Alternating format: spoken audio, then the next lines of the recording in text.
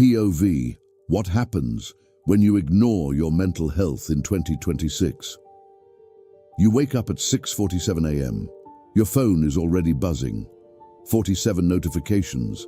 AI assistant reminds you of 3 meetings, 2 deadlines, and 1 urgent reply you forgot yesterday. You swipe it away, roll out of bed and tell yourself, "I'm fine, I'll push through." That's the first lie you tell yourself today. By 8:15 a.m., you're already in back-to-back calls. Your eyes are burning from the blue light. You haven't eaten. You haven't breathed deeply in days, but you smile on camera and say, "I'm good, how are you?" You keep going, because in 2026, stopping feels like falling behind. Week after week, the same pattern repeats. You answer messages at 2 a.m. You skip workouts because there's no time. You eat whatever is fastest. You laugh at memes instead of feeling what's actually happening inside your chest. You convince yourself this is normal. Everyone's doing it. Everyone's tired, you say. "I'm just built different." But your body starts whispering, then shouting. First, it's small things. You can't focus for more than 12 minutes. Your memory feels foggy. You snap at people you love for no reason. Sleep becomes a battlefield. You fall asleep at 3 a.m. and wake up at 6 feeling worse than before. You ignore it. You pop another energy drink. You open another productivity app. You tell yourself, "Next month, I'll rest." Next month never comes. The frustration builds quietly. You start hating the sound of your own alarm. You dread opening your laptop. You feel empty even when you're winning at work. Then one day, you look in the mirror and don't recognize the person staring back. Eyes tired, shoulders heavy, smile forced. That's when the real pain hits. You start canceling plans with friends. You ghost people who care about you. You lie and say, "I'm just busy." Inside, you feel completely alone in a world full of people. Your mind begins playing tricks.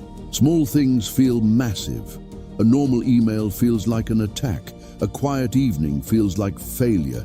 You scroll for hours looking for dopamine because real life stopped giving it to you.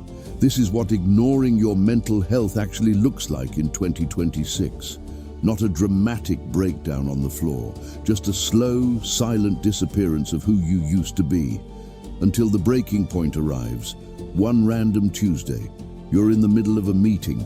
Someone asks you a simple question, and you just freeze. Your brain goes blank. Tears come out of nowhere. You mute yourself, say you have a bad connection, and cry in silence for 10 minutes. That night, you lie in bed staring at the ceiling and finally admit it. "I can't do this anymore." That moment is painful. But it's also the moment everything can change, because the same brain that tricked you into ignoring your mental health is the same brain that can help you heal it. You start small. You turn off notifications after 8 p.m. You take a 10-minute walk with no phone. You tell one person, "I'm not okay right now," and something shifts. The fog begins to lift. Sleep slowly returns. You laugh again, a real laugh. You finish tasks without forcing yourself. You feel human again. You realize the truth nobody talks about in 2026. Ignoring your mental health doesn't make you stronger. It makes you disappear. But choosing to face it, that's the real power move. You don't need to be perfect. You don't need to meditate for an hour or go to therapy 5 times a week. You just need to stop pretending you're fine when you're not. Because the moment you stop ignoring yourself, life starts listening again. You deserve to feel alive. You deserve rest without guilt. You deserve to enjoy the music, the sunsets, the conversations, without your mind screaming in the background. So if you're watching this right now and something inside you feels heavy, this is your sign. Stop pushing. Start listening. Your future self is waiting on the other side of one honest decision. You've ignored it long enough. Now it's time to come back to yourself. You're not behind.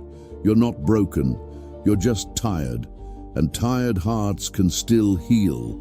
Take the first small step today, even if it's just closing your laptop 30 minutes earlier, even if it's just texting one person, "I need to talk," because in 2026, the bravest thing you can do is choose yourself before the world chooses for you. You've got this, and I'm really proud of you for still being here. Now go take care of that beautiful mind of yours. See you in the next one.